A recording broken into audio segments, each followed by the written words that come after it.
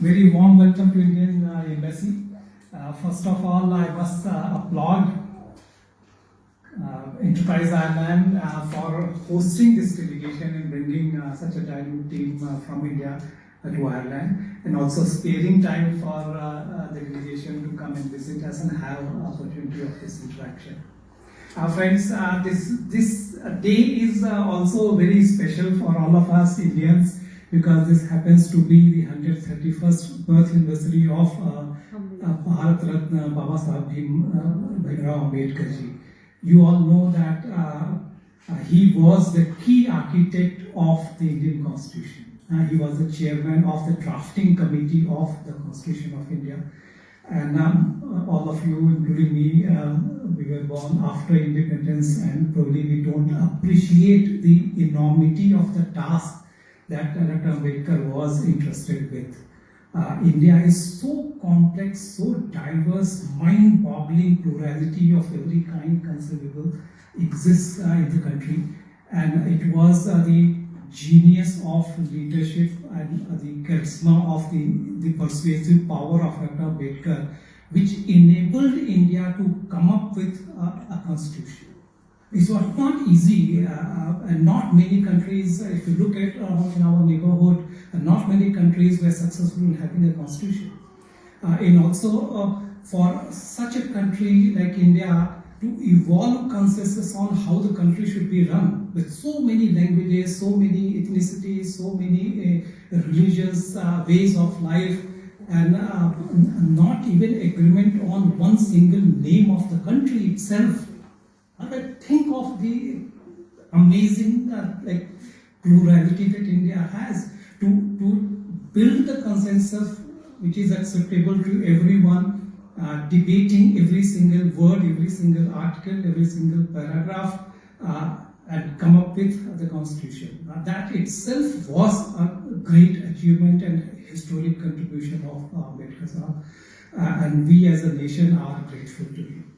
Also, we as young people of India, as India is celebrating 75 years of independence, we must also remember the historic significance of Indian Constitution itself and Indian democracy itself. Because you may not remember, you may have read about it, that when India became independent, then all the Western scholars and political thinkers had ruled out that India will continue as a democratic country. It was so when they had predicted the Indian democracy, Indian constitution will fall apart. But India has not only over the years shown the tremendous resilience, and with every passing year, India has become more and more vibrant and more proud of its identity and its democratic energy. But also India has belied the misperception that it's only autocratic regimes which can deliver. India, with such incredible diversity, Indian democracy may not have been the most efficient, but it has delivered. And today, India is the fastest growing economy in G20. And therefore, India's stable democracy is a matter of great pride and great comfort for the rest of the world in terms of providing a democratic anchor. And also, given the size of India's population, it's a history being made every day. Because no point in human history such a large population has self-governed itself in a free and open and democratic manner. This is unprecedented feat that India is displaying to the world. And how does this happen? It happens because of the Constitution. There is no language which is spoken across the country. There is no religion which is followed all across the country. There is only one thing which unites all of us: our collective shared commitment to that holy document, precious document. And that is why it is very important for all of us to remember what great contribution, sacrifice, painstaking efforts that has gone into making of this constitution, and therefore this is an occasion for all of us to rededicate ourselves to those values of constitution.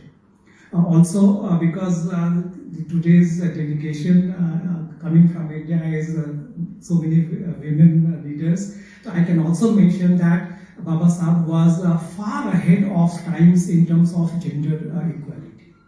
In 1920s, when most of the developed world, really only New Zealand had given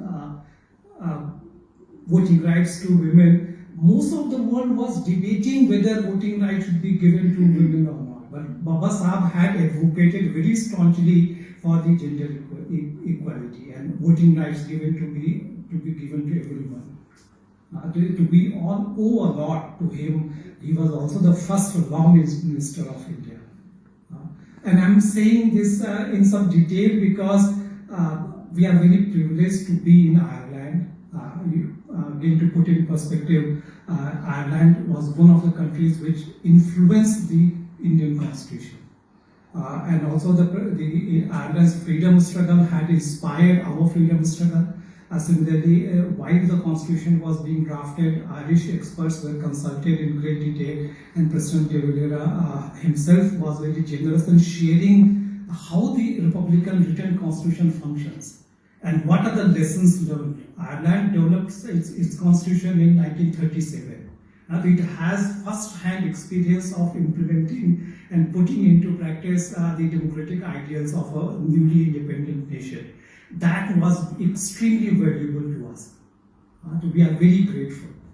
Similarly, we are also very grateful to Irish thought leaders like Annie Besant and Sister Nivedita and Margaret Cousins, who played extremely important role in awakening the social consciousness in India.